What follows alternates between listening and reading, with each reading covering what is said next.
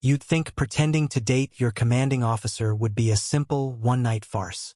You smile, hold hands, maybe kiss his cheek, and then slip back to your own life. But I should have known better. Nothing about Alpha Commander Nathan Cole was ever simple. Especially when his entire extended family seemed hellbent on turning our little act into a lifelong commitment. It all started in the middle of July, when the heat in Willow Creek, Montana, felt like it could melt asphalt. I was sweating through my t-shirt, lugging supplies into the community center for the annual summer festival. Nathan showed up like a scene from a recruitment poster, tall, broad-shouldered, sun catching the sharp edges of his jaw. He wasn't supposed to be here. The base kept him busier than a hornet in August. But there he was, eyes locked on me, striding across the parking lot like he owned the whole damn state. "Jake," he called, voice smooth but urgent, like he was about to deliver a classified mission. "I need a favor." A favor. That's how he put it, like asking someone to borrow a wrench. Except this favor involved me pretending to be his devoted boyfriend for the next 48 hours so his family would stop nagging him about settling down. I laughed in his face. Not because it was funny, God, it wasn't, but because it was easier than admitting my pulse had just tripled. Nathan and I had been circling each other for months. A dangerous dance of glances and too close conversations. He was an alpha, in every sense of the word, commanding, stubborn, maddeningly attractive. I was not. A beta who kept his head down, who fixed busted radios at the base and avoided getting tangled in alpha drama. But when he said, "Please, Jake," I wouldn't ask if it wasn't important. I knew I was doomed. By the time the festival lights blinked to life that evening, I was standing beside Nathan with my hand tucked into his, feeling the steady, protective squeeze of his fingers. He played the part perfectly, introducing me to cousins, uncles, neighbors, each time adding just a little more warmth to his voice when he said my name. And here's the problem. Nathan was too good at pretending. He looked at me like I was the only person who mattered in that entire town square. And worse, I wanted it to be real. I thought the act would stay between us, but the first time his aunt clutched my hands and whispered, "He's finally happy. You've done that, sweetheart." Something shifted in my chest.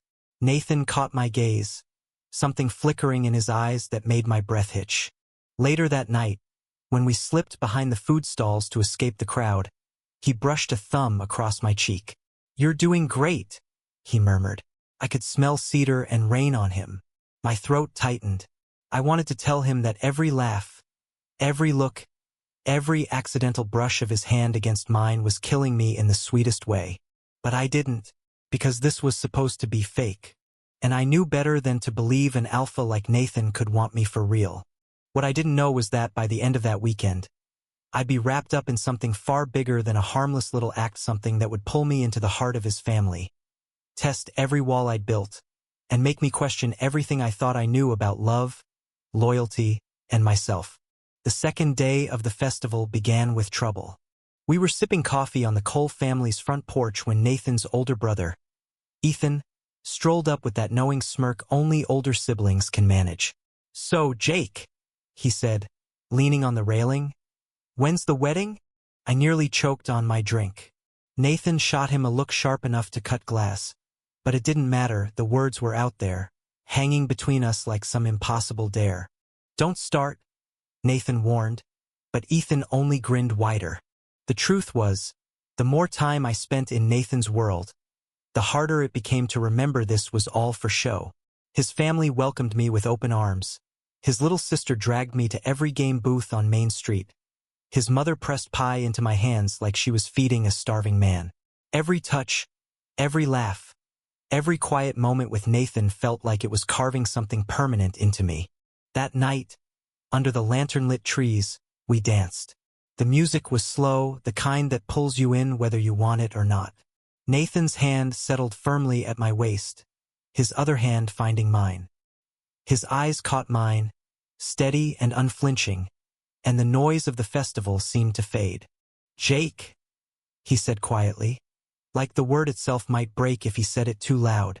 "This doesn't feel fake anymore." My heart stuttered. "Nathan, don't." "I'm not playing," he interrupted. "I thought I could keep this simple." I thought I could use you to get my family off my back and then walk away. But now I don't want to walk away. It would have been easier to laugh it off, to remind him this was temporary. But his hand was warm against my back, and his gaze was too raw, too real. You're an alpha, I whispered. You're the one I want, he said, cutting through every fear I'd been hiding behind. I didn't know who kissed who first, maybe it didn't matter. What mattered was the way he held me. The way the crowd around us erupted in cheers like they'd been waiting for this all along. The next morning, I woke to the sound of bacon sizzling and his mother humming in the kitchen. Nathan was beside me, still half asleep, one arm draped over my waist like it belonged there. When I shifted, he pulled me closer, mumbling something about 5 more minutes. It was then I realized I wasn't going back to my old life. Not entirely. I'd found something here, someone here that I couldn't just walk away from. By the end of the festival, his whole family had stopped hinting and started outright blessing us. You two are perfect together, his aunt declared as she hugged me goodbye. And for the first time, I didn't feel the urge to correct her. Nathan walked me to my truck, fingers laced through mine. The sun was setting behind him, painting the horizon gold. So, he said with a grin, what do you think about making this real? I smiled, leaning in to kiss him softly. I think it already is. And just like that, the favor that was supposed to last 48 hours turned into something neither of us wanted to end. Thank you for listening. If you find it interesting, please like and subscribe to follow the next stories.